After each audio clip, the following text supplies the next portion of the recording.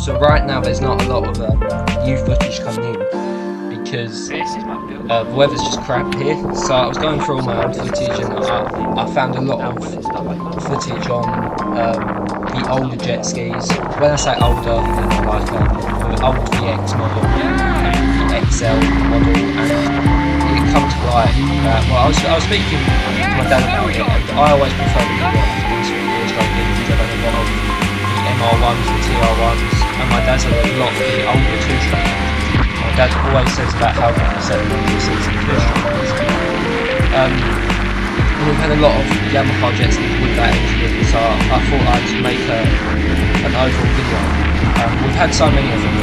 The red ski in the first clip that you just saw was what my dad always uses, which probably has, I'd say, over 1,000 hours. You can't check, but it's done so much and it's so reliable, and it sort of goes against everything I say about two-stroke when I say that ski always proves me wrong. Even I was on the Yamaha EX, I made a lot of videos on that, and it kept up fairly well. It's only 10 miles an hour slower, which for the weight of it is because it is a very good ski, and it kept up fairly okay. It wasn't far behind when all ran the hard right. I think my ski goes about 55, his goes about 45 or 46, so there's not a lot in it. If you don't care about speed, that is. 10 miles an hour is a lot, obviously, in other circumstances, but just for cruising around it isn't. So if you're allowed two strokes, it is a good choice to have either the VX. I think the VX is a slightly better looking model. That's the blue and white ski you might be seeing now. I record the voice memo without actually watching the video, so I have no clue what is in the background. But we've just had so many of them, and if you're allowed two strokes, you know, even though it's an old engine using the old WAVEBLASTER, which probably come up on the screen not too long ago, which is, you know, a mid-90s ski. And you can see it's old. They had their 700 in that. The GP had a 760, which is slightly different, but same sort of engine.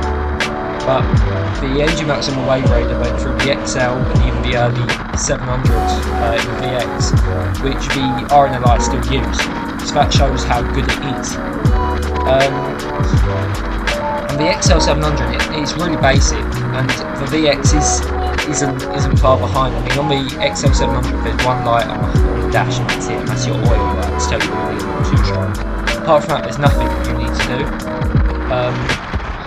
There's nothing to go wrong. Sometimes the dashes go wrong. There's nothing to break, and it was used in the rental market because a lot of my friends who had never been on a jet ski and put on that jet ski, they would learn very quickly, or they'd get confident very quickly, because it's such a stable ski and it can pull toys around and things like that. So it is a really good ski. The VX is similar to that.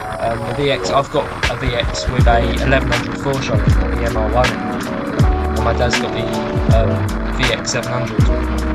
And the 700 is not far behind, and it has a lot less electronics and everything. They almost match each other on speed. The only thing that isn't as good is obviously the fuel consumption.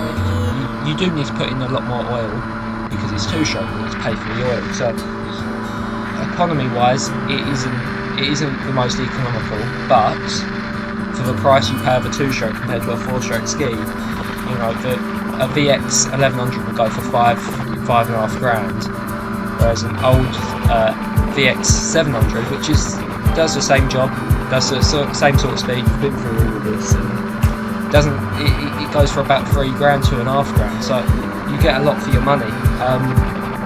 Like I say, the RNLI still use it, they still use it for a reason. It's an old engine that is still used today, and they can get a lot of speed and a lot of torque out of it. So they're both very stable and very quick skis.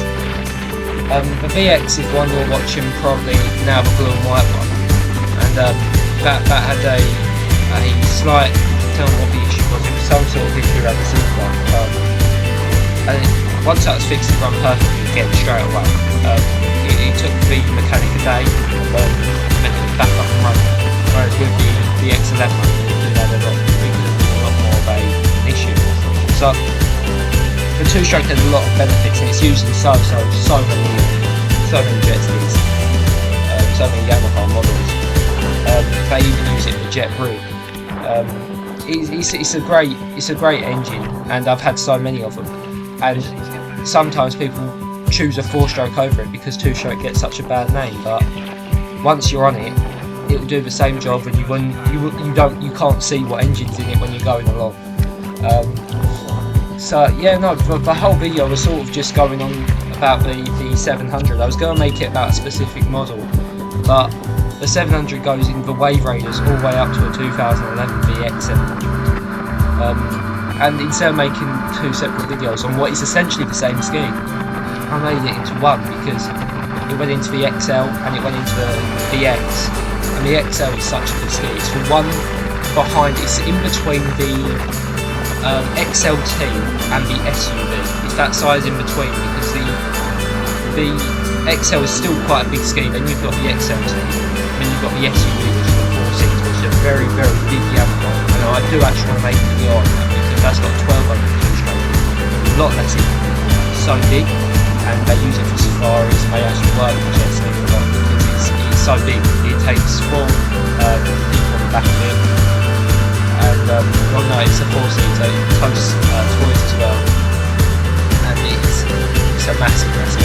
That's a completely different engine, and that will sort of still match alongside the speed of the XL, and does the same, if not worse job. The XL is such a good ski. If you go to places like the Philippines and Thailand, they use this ski for rental seasons. It's cheap to maintain.